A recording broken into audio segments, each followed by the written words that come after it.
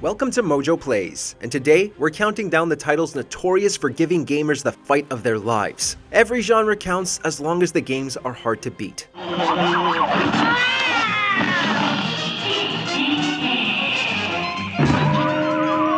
Before we begin, we publish new content all week long, so be sure to subscribe and ring the bell to get notified about our latest videos.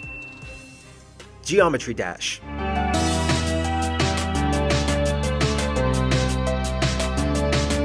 Just like its name suggests, this game has players on a seemingly endless run. With over 20 levels to play through, Geometry Dash delivers a solid level of depth for a side-scroller. While its fun factor is without question, it doesn't take light on its challengers. Each level has a fast-paced environment filled with obstacles. These tend to get trickier the longer you survive, which is putting it lightly.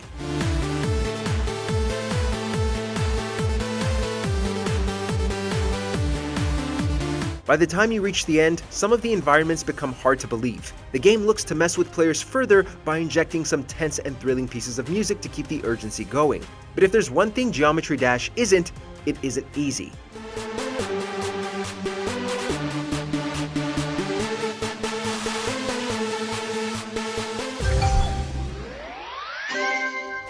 Nioh.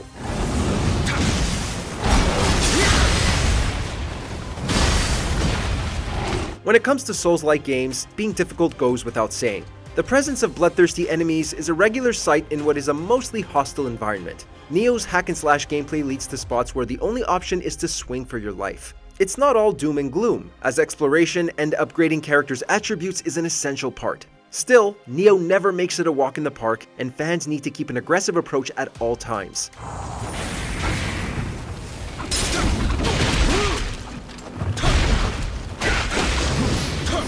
Boss fights are another aspect that contributes to its difficulty. Enemies attack just about every second when these sequences are triggered. Navigating its learning curve allows players to crack Nioh's style of play, but that comes after hours worth of grit and determination.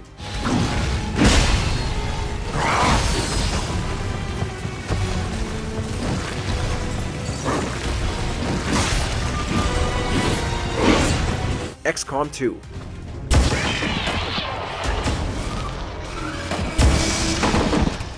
When you think of turn-based tactical games, difficulty isn't the first thing that generally comes to mind. And yet, XCOM 2 makes that its defining factor with a playthrough that will have you sweating bullets. Although there are difficulty modes to choose from, even the easiest one puts players through the ringer. The AI here is remarkable for its effectiveness, providing fans with a kind of challenge few would see coming. The slightest hiccup on your part might just spell the end, as the enemy rarely ever lets up.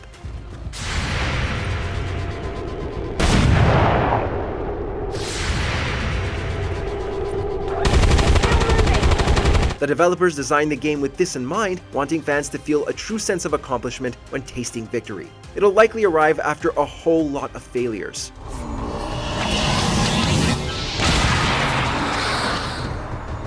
FTL, Faster Than Light.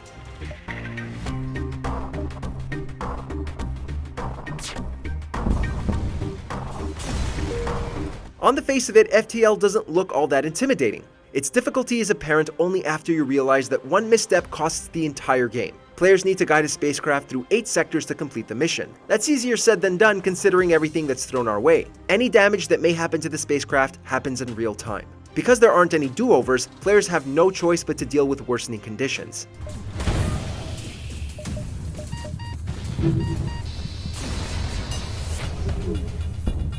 There isn't a specific way to beat the game either, meaning we're left to our imaginations to get creative. While it is an exciting challenge, FTL's no-holds-barred gameplay can be punishing. So, if you're looking to try it out, get ready to harbor thoughts of rage quitting as well.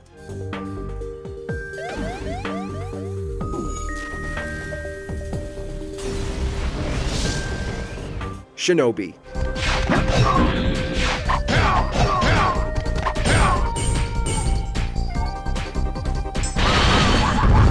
It's not every day that a game actively punishes you for fighting too slowly. When it comes to Shinobi, going at your own pace isn't much of an option. The protagonist's sword feeds on souls, no matter who it is. This means that the hero himself is up for grabs if he doesn't satiate the sword's hunger.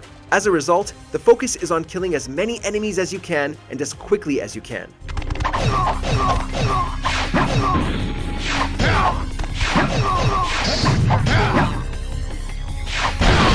There's no doubt that this manner of play gets fans in butt-kicking mode. On the other hand, it creates a tension-filled atmosphere throughout the game's runtime. Keeping the energy high from start to finish is a task that tests gamers' ability to fight under pressure.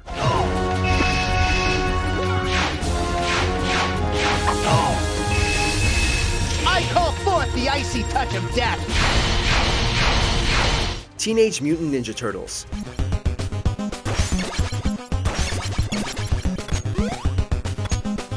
When you're an adult, you realize just how hard games from your childhood really were. This is more than true for TMNT, which tricks us with its simple aesthetic. It traps players in confined environments with dozens of foes on screen. The protagonist's minimal moveset and low health add to its crushing difficulty. It's increasingly clear that enemy attributes are better than the players, so it all just seems unfair.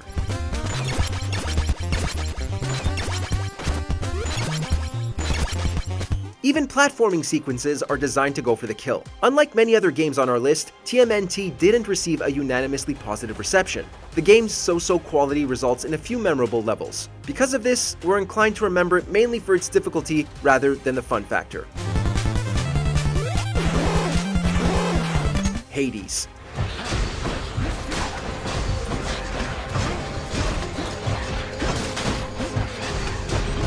When it comes to this title, it's not a question of if you'll die, it's more about when you'll die and then die again. Hades is credited as one of the games that revitalized the roguelike genre. The kind of exhilaration it brings extends beyond just its quality. Thanks to its high level of difficulty, you might just have to look after your blood pressure.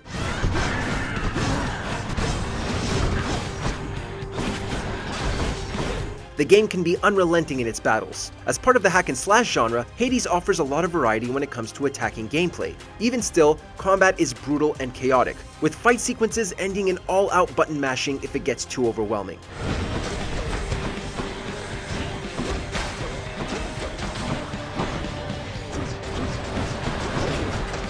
Zelda II: The Adventure of Link.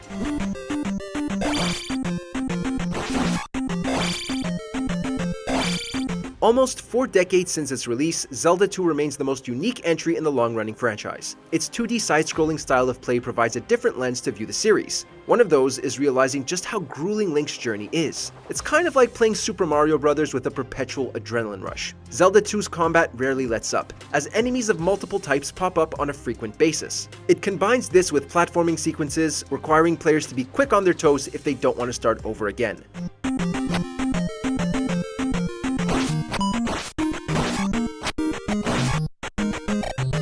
The way the game tests fans' patience with limited lives is something the series hasn't explored since, but those who've braved through can proudly claim to have survived Hyrule's dangerous landscape.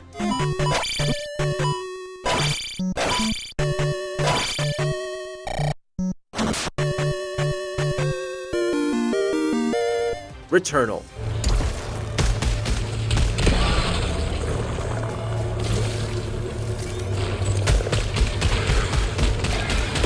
When a game outright states it's going to be difficult, you better believe it will be. Returnal issues a warning about its challenging environment from the get-go. Those who've tried it out know that it lives up to its promise. Any death during playthrough results in respawning at the start of your run. With its horror-filled backdrop and powerful enemy swarms, the game is just merciless to the uninitiated.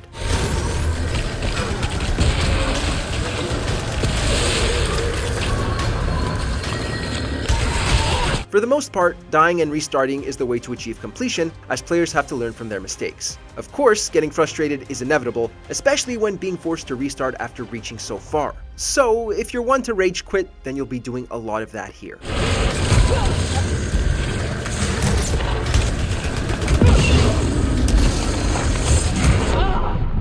Ninja Gaiden.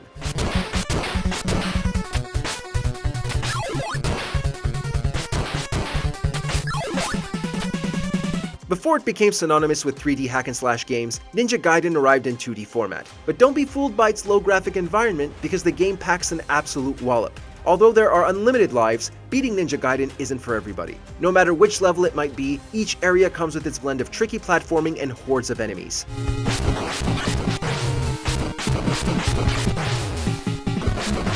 It's among the first games to have a consistent number of bosses to tackle. Cracking the strategy to beat these antagonists is a trial and error process with a whole lot of errors. The game has a relatively short runtime, but considering how long it actually takes to beat it, Ninja Gaiden might just feel like an eternity.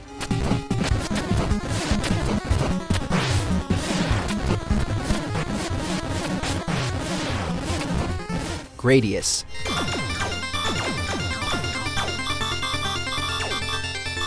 Before Gradius released in 1985, audiences had grown used to the simplistic nature of games like Space Invaders and Galaga, titles where a few bullets took up the screen and enemies came in from one side of the screen. Gradius subverted expectations by introducing more complex patterns in enemy movement, as well as placing enemies in various areas.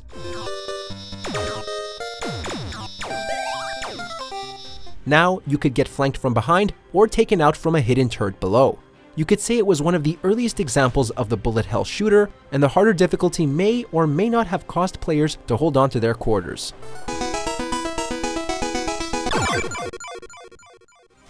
VVVVVV.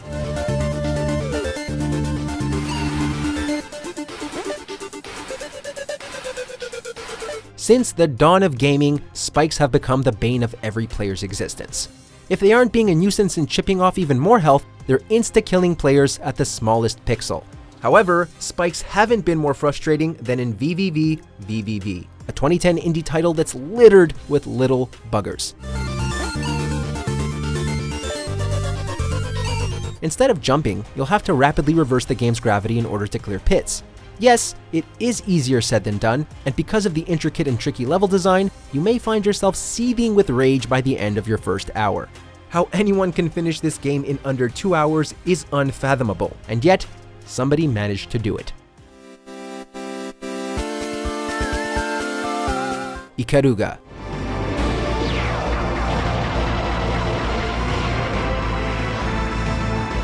If you thought Gradius was too easy, then might we suggest taking on Ikaruga?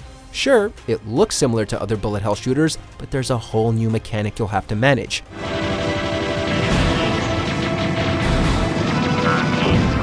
Ikaruga requires you to change the polarity of your ship in order to negate bullets or destroy ships.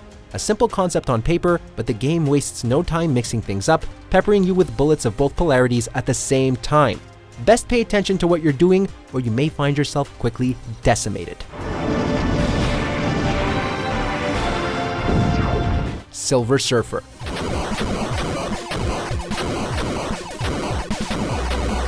Yeah, it wouldn't be long before we started getting into the unfairly hard games, and Silver Surfer was one of the worst. A side-scrolling shooter starring Galactus' servant sounds decent, but in reality, it's one of the most frustrating experiences we've ever endured.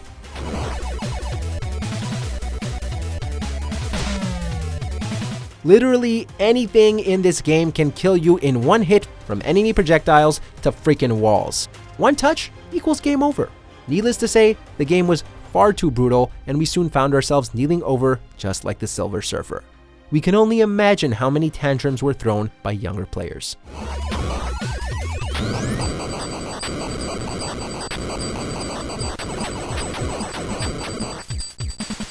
F-Zero GX.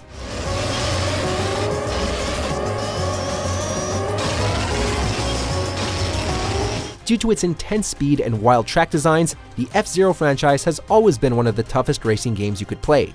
However, the roughest ride in the series was F-Zero GX on the GameCube.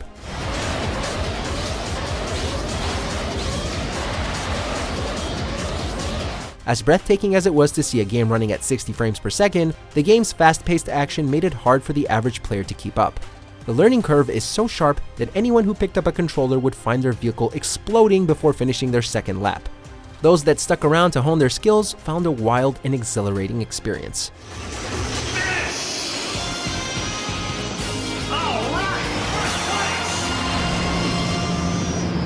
Devil May Cry 3: Dante's Awakening.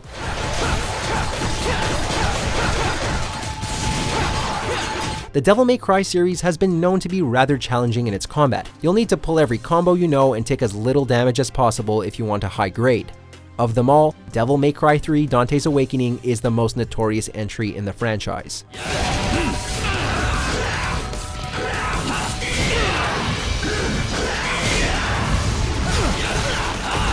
Players had to be on their best performance to emerge victorious, but because the game's normal mode was Japan's hard mode, few made it to the end.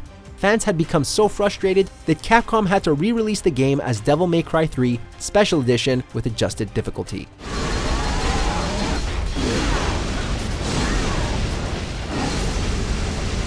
Takeshi's Challenge.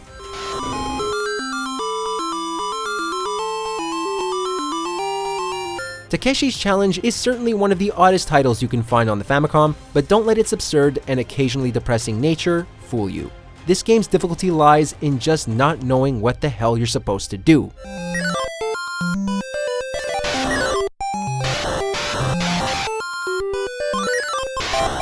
There are no checkpoints, little indication that the player is progressing, and some actions can potentially make the true ending blocked off. Considering the game holds one of the worst anticlimactic endings in gaming history, you best consider your life choices before booting it up.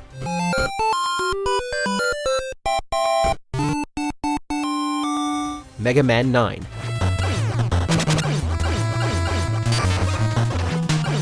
Yeah, the first Mega Man game was pretty damn hard, but of every game in the franchise, Mega Man 9 has held the title for being the hardest.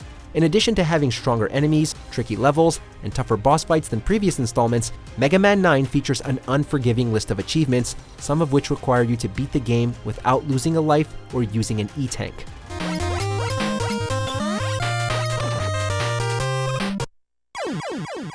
You'll also have to beat the game 5 times in one day and beat the game in under an hour for 2 other achievements.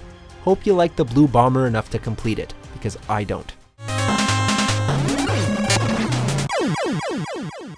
Cuphead.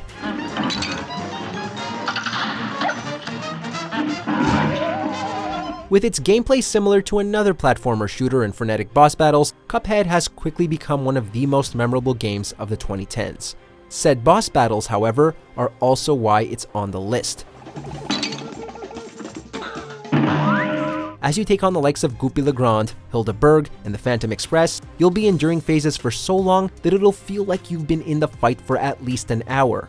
With so many objects filling the screen, you may find it difficult to keep yourself from getting hit long enough to see the end. The game may say the boss battle was a couple of minutes, but we could have sworn that we aged a few years. Ghouls and Ghosts.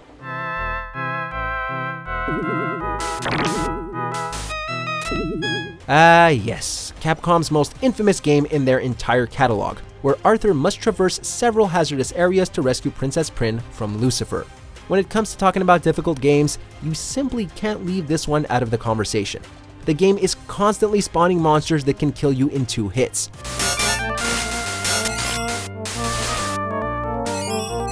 On top of that, health is rare, and the platforming requires a hefty amount of precision.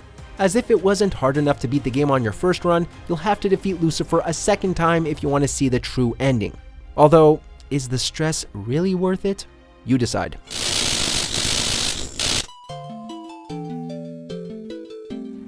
Contra Hardcore.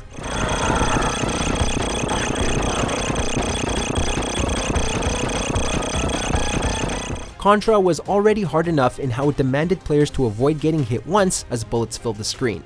Contra Hardcore, on the other hand, cranked the difficulty to 11.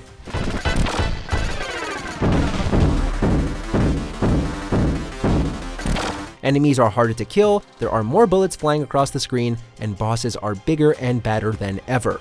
While the bosses do hold weak points, it doesn't make the game any less difficult. Plus, if you want to experience everything the game has to offer, you'll have to do multiple playthroughs as the game features branching paths. Super Meat Boy. If Cuphead was enough to make your blood boil, then Super Meat Boy will have your thyroid pulsating. Super Meat Boy is one of the most tantalizing experiences you'll have in a video game. Every level is loaded in buzzsaws, and the platforming demands players to be near perfect in execution. The boss battles are no laughing matter either, especially the fight against Little Horn, which requires you to memorize his entire pattern. Mind you, Super Meat Boy is an excellent game, but it is definitely not for those who rage easily. Mike Tyson's Punch-Out, aka Punch-Out.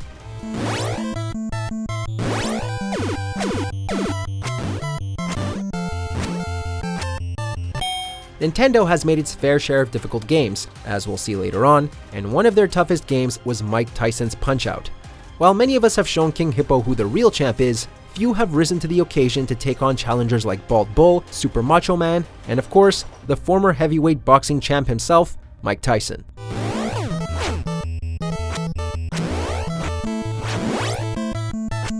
Even though every boss has their tells, some happen so quickly that we can't react fast enough to throw a punch. Not even Tyson himself could beat his video game counterpart. TKO the winner, Mike Tyson! Dark Souls.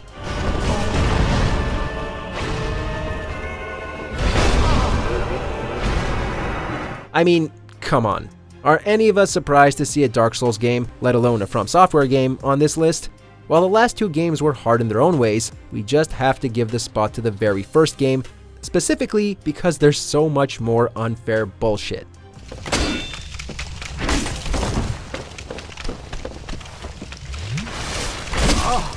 One area that immediately enters our minds is the accursed Blight Town, an area that throws incredibly strong enemies into groups and requires a hefty amount of backtracking.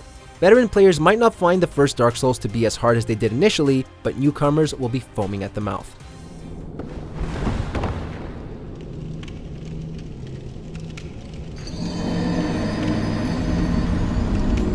Castlevania.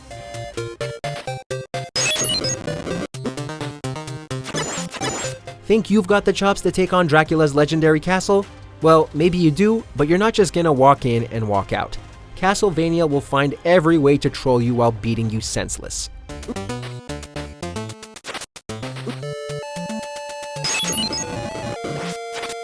Enemies can take away large chunks of your health, and the knockback could potentially cause you to fall off the level. Trust us, it will happen. Boss fights can be equally frustrating at times, as you'll have specific windows to dodge their attacks, and some may only take damage when hit in certain areas. Still think you can bring down Dracula? Super Mario Bros. The Lost Levels.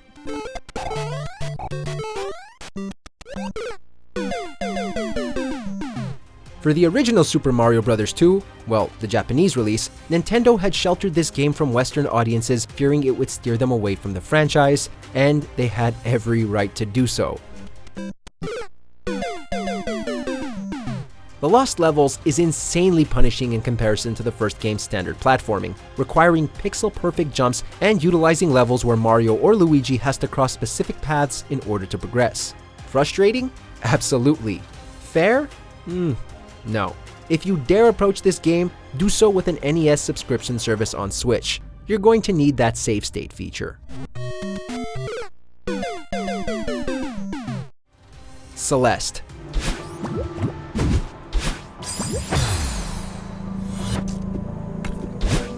Don't think VVVVVV had enough spikes? Well, say hello to 2018's media darling, Celeste. While it boasts a wonderful tale that focuses on a character struggling with depression and anxiety, Celeste's main attraction is its intense platforming. As you progress, levels will demand flawless execution, throwing in more obstacles and more spikes to kill you off.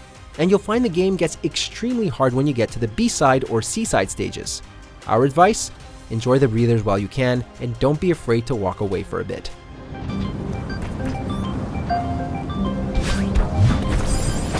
I Want to Be the Guy, the movie, the game. Most platformers on this list have been difficult due to tough jumps and tricky obstacles. I Want to Be the Guy is unlike any of them, relying heavily on trial and error. The game does everything in its power to kill you off in some ludicrous way, whether it be by hurling a wall of spikes at you or blocks suddenly plummeting to the bottom. So, if there's a friend that gets you on your nerves sometimes, or has done something mildly irritating recently, have them sit down and play this game.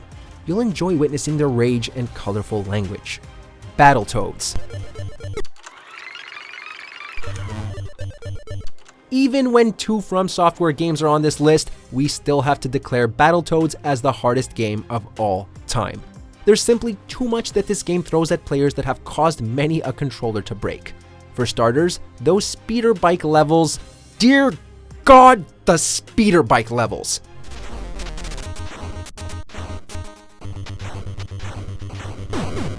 The increasing speed demands fast inputs that are almost impossible to execute with primitive controllers.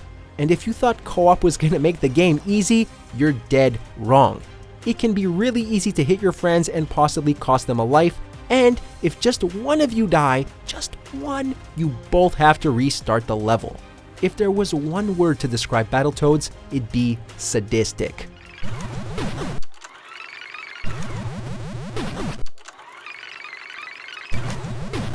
Shadows Die Twice.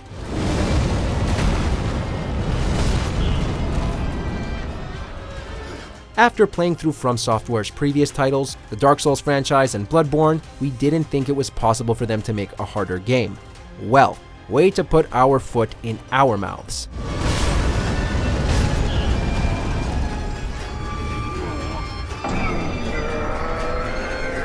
Sekiro Shadows Die Twice may look like a Soulsborne game, but it does not play like a Soulsborne game. In order to emerge victorious in combat, you'll have to utilize stealth at any given opportunity. Observe your environment and learn how to use it to get the drop on enemies. Get even a little sloppy and you'll wind up dead. Sekiro is far more punishing than From's other games, but we wouldn't want it any other way.